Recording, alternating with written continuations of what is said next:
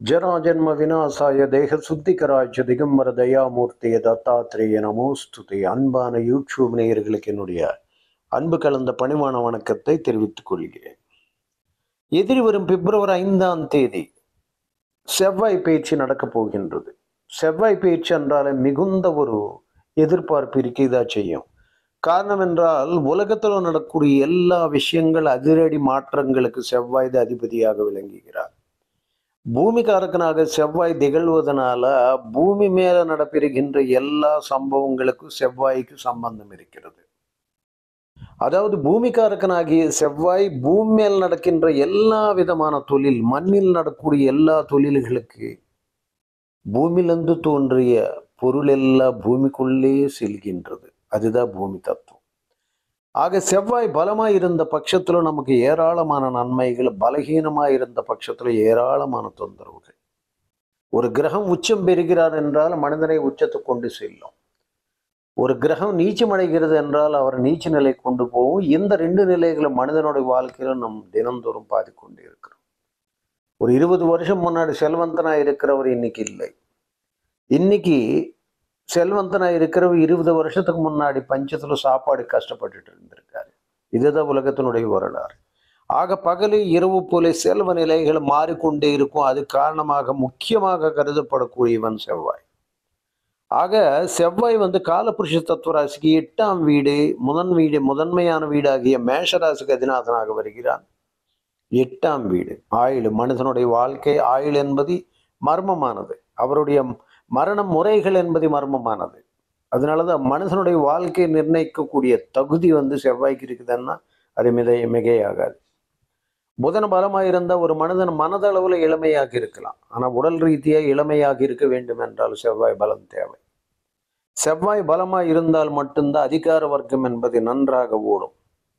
ஆக செவ்வாய் சீருடை பணி, காவல்துறை போன்ற எல்லா விதமான நெருப்பு தொழில்கள், டெக்ஸ்டைல்ஸ், அக்னி சம்பந்தமான தொழில்கள், வெடி விபத்துகளுக்கு சம்பந்தமான விஷயங்கள் எல்லாம் செவ்வாய் ஆதிபத்தியத்தில் வருது.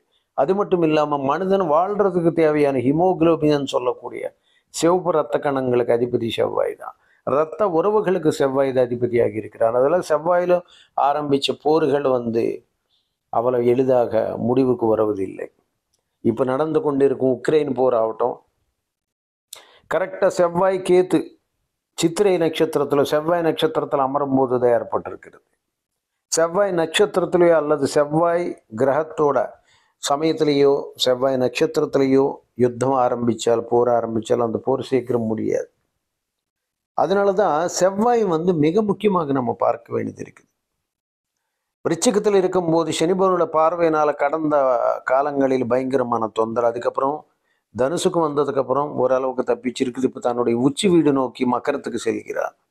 ஆக செவ்வாய் மக்கர பிரவேசம் என்பது மிக முக்கியமானதாக கருதப்படுகிறது. பிப்ரவரி 5ஆம் தேதியிலிருந்து நவம்பர், அதாவது மார்ச் 15ஆம் தேதி வரை கிட்டத்தட்ட 45 நாள் செவ்வாய் ஒரு அதாவது ஒரு யுவராஜாவாக வலம் வருகிறார்.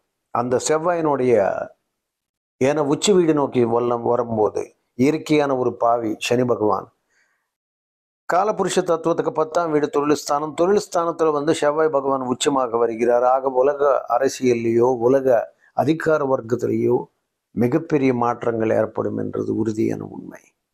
சனி வீடு இயற்கையான கோல், பாவக்கோல். அந்த பாவக்கோள்களில் பயங்கரமான ஒரு விடா முயற்சி எடுக்கக்கூடிய ஒரு செவ்வாய், எதிலேயே அடங்கா ஒரு தன்மை கொண்ட செவ்வாய், முன்கோபம் கொண்ட செவ்வாய், மூர்க்கத்தனம் கொண்ட செவ்வாய், பிடிவாதம் கொண்ட செவ்வாய் பிரவேசம் பண்ணுகிறார்.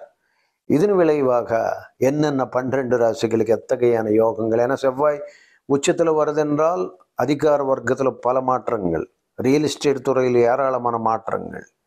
செவ்வாய் பலம் பொருந்திய வீடுகளை பொறுத்து வரை அந்தந்த ராசி லக்னங்களுக்கு ஏற்றபடி யோக பலன்களோ அவயோக பலன்களோ தரத்துக்கு தயாரான நிலையில செவ்வாய் வருகிறார்.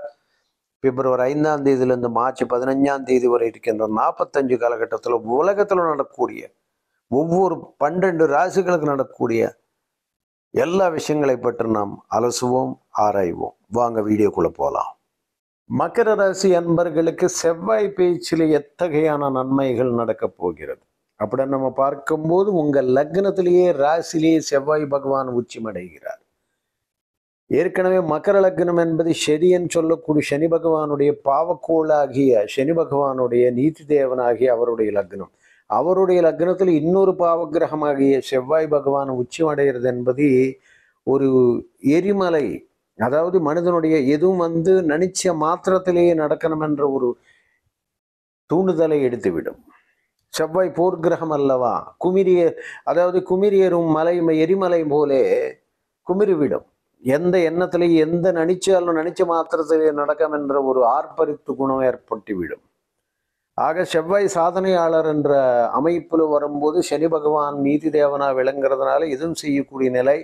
ஆக செவ்வாய் துடிப்பு கிரகமாக போர் கிரகமாக இருக்கிறதுனால எந்த ஒரு இதுலேயும் வேகத்தை காட்டும். ஆக லக்னத்துல செவ்வாய் உச்சமடைகிறது என்பது லக்னத்துக்கு 4-11 கூடியவனாக ஆதிபத்திய சிறப்புகளை பெறுகிறது என்பது இங்கு முக்கியமாக நம்ம தெரிந்து கொள்ள வேண்டும். 4 என்ற கேந்திரஸ்தானத்துக்கு அவர் பாவியாக வரும்போது மிகப்பெரிய நன்மை செய்யக்கூடிய யோகத்தை தருகிறான். பாதகாதிபதி சரலக்னத்துக்கு பாதகாதிபதி என்ற முறையில் 11ஆம் இடம் பாதகாதிபதி ஆகிறதுனால சில பாதகங்களை கலந்தே செய்வார். ஆக நல்லது தீமை என்பதை கலந்தே கொடுப்பார் என்ற ஒரு கருத்து இருந்தாலும் லக்னத்தில் உச்சமடைகிறது என்பது பூமி சம்பந்தமா, மண்ணு சம்பந்தமா, ரியல் எஸ்டேட் சம்பந்தமா, பூமியாலும் யோகத்தை தரக்கூடிய ஒரு அற்புதமான ஆற்றல் என்பது ருச்சிக்க யோகத்தின் மூலமாக பெறுகிறார். ஆக சீருடை துறைகளில் கவர்மெண்ட் சார்ந்தா சீருடை துறைகள் யூனிஃபார்ம் சர்வீசஸில் நிச்சயமாக மிகப்பெரிய ஒரு பதவிகள் வகிக்கக்கூடிய அளவுக்கு, அதே போலவே அதிகார வர்க்கத்தில் நல்ல பதவி யோகங்கள் பெறக்கூடிய அளவுக்கு உச்சநிலை அவருக்கு தருகிறது. அந்த வகையில் நம்ம பார்க்கும்போது செவ்வாய் பகவான் உச்சமடைந்து மிகுந்த ஒரு யோகத்தை தான் அள்ளித்தருகிறான். தன்னுடைய குணங்களை அவர் கண்ட்ரோலில் வைத்து கொண்டால் பூமி ஆளக்கூடிய மகத்தான ராஜயோகத்தை அவன் பெறுகிறான். அது மட்டும் இல்லாமல் அங்கிருந்தபடியே 4ஆம் வீட்டையும் பார்க்கிறார். 4ஆம் பார்வையாக 4ஆம் வீட்டையும் பார்க்கிறார், 7ஆம் வீட்டையும் பார்க்கிறார், 8ஆம் வீட்டையும் பார்க்கிறார். ஆக சனி பகவானுக்கு 4 பார்வைகள் உண்டு. சிம்மத்தினை பார்க்கும்போது அரசாங்க துறையிலோ அரசாங்க உத்தியோகத்திலோ பணிகளில் மிகப்பெரிய நன்மைகளை தேடி வரும். 7ஆம் வீட்டினை பார்க்கும்போது குடும்பத்தில் இருக்கின்ற கலகங்கள் நீங்கி வெளிநாட்டுக்கு போய் தொழில் தொடங்கக்கூடிய ஒரு அதிர்ஷ்ட வாய்ப்பை உருவாக்குகிறது. அதே மாதிரி 4ஆம் வீட்டை பார்க்கும்போது வீடு கட்டக்கூடிய, மண் வாங்கக்கூடிய, இடங்களை வாங்கக்கூடிய, புலன்களை வாங்கக்கூடிய ஒரு மகத்தான அதிர்ஷ்ட யோகத்தை பூமி யோகத்தை தருகிறது. காரணம் செவ்வாய் பூமி புத்திரன். ஆக ருச்சிக்கு யோகம் ஏற்படுறதுனால மகத்தான ராஜயோக அமைப்புல பஞ்ச மகாபுருஷ யோகங்கள்ல ஒன்றாகிய மகத்தான ராஜயோகத்தை அள்ளி தருகிறது. எங்கு சென்றாலும் ஒரு அதிகார பட்டாளம் அவருக்கு ஆதரவு தரக்கூடிய ஒரு அற்புதமான ஆற்றல் மிக்க ஒரு யோக நிலை என்பது உண்டாக்கிறது. ஆக மொத்தத்துல விசேஷமான நன்மை அவன் தருகிறான்ன்றது உறுதியான உண்மை.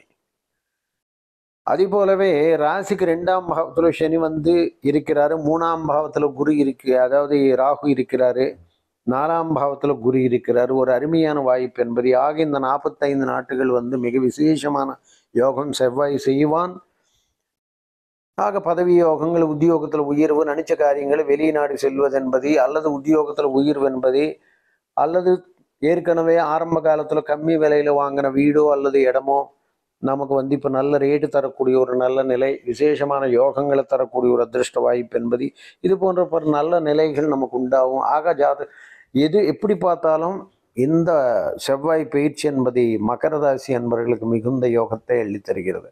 ஆக குடும்ப சனி நடக்கிறதுனால எங்களை குழப்பங்களை வராதான்னா, செவ்வாய் பகவான் ஒரு அதிகாரத்தை தோன்றக்கூடிய கிரகம். ஆக எங்கிருந்த போதிலும் தன்னுடைய பேச்சு என்பது, தன்னுடைய குணங்கள் என்பது, தான் சொல்வதுதான் சரி என்பதில் உறுதியான ஒரு கோட்பாடு வெளிப்படும். ஆக அந்த அந்த நேரத்தில் அவர் ஒரு மெச்சூர்டாக ஒரு பேலன்ஸாக இருந்தால் மிகப்பெரிய நன்மைகள் அள்ளித்தரும். ஸோ இந்த ஒரு செவ்வாய் பயிற்சி மூலமாக மகர ராசி என்பளுக்கு என்ன நடக்க போகிறது அப்படின்னு நம்ம பார்த்தோம்னா, இந்த காலகட்டத்தில் ஒரு இடம் அல்லது வீடு தொடங்கக்கூடிய ஒரு அதிர்ஷ்ட வாய்ப்பு, வாங்கக்கூடிய ஒரு பாக்கியம் என்பதை ஏற்படுகிறது. குடும்பத்தில் அமைதி என்பது நிலவுகிறது.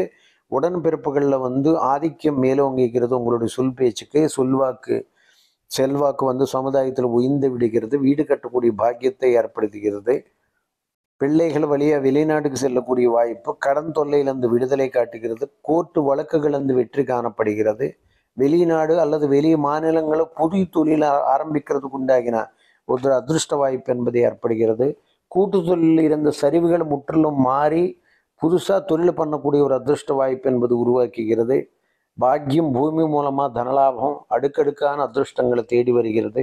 தொழிலில் உயிரின் நிலை எடுத்து காட்டுகிறது. லாபத்தை அள்ளி தருகிறது. ஆக மொத்தத்தில் இந்த செவ்வாய் பயிற்சி என்பது மகர ராசி அன்பர்களுக்கு மிக விசேஷமானதாக செயல்படும். அரசாங்க உத்தியோகத்துக்கு வழிவகுக்கிறது. பிரின்சிபல் போஸ்டில் உள்ளவங்க அல்லது மிகப்பெரிய ஒரு பதவி நிலையில் உள்ளவங்க, ஐஏஎஸ் ஐபிஎஸ் போன்ற உத்தியோக உயர்வுனை இருக்கிறவங்களுக்கு நல்ல விசேஷமான மாற்றத்தை அள்ளி தருகிறது.